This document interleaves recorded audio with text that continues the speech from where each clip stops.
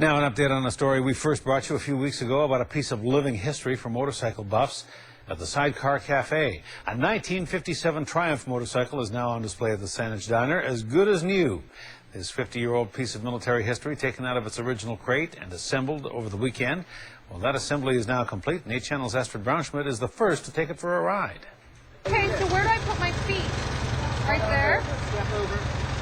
Wearing a vintage motorcycle helmet, I am the first person to sit on the back of this piece of military history.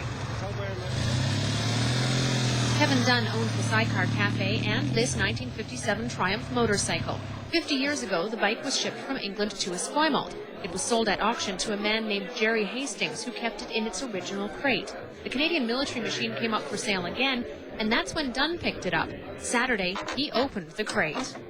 There was museums and all kinds of people after it, but the family that owned it wanted the bike opened, and I said I would buy it.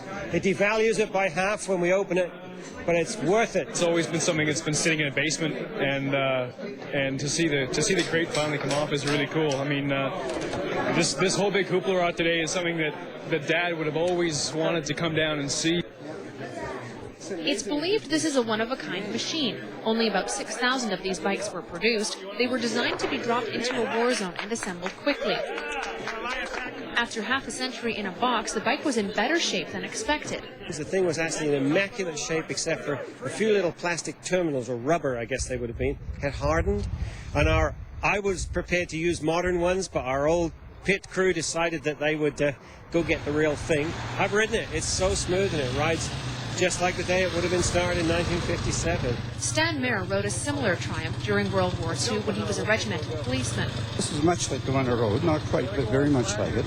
I rode it all over Holland, and I left it in Groningen, Holland, when I came back to Canada. But they're a nice light machine. In those days, when I was young, I could manhandle them.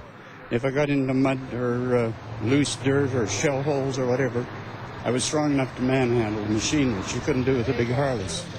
A quick ride and his motorcycle career officially ends. Weakness now prevents him from riding safely. The Sidecar Cafe is not the end of the road for the bike. Dunn has a potential buyer. What's your asking price? Whatever I paid for it. In Saanich, Astrid Braunschmidt.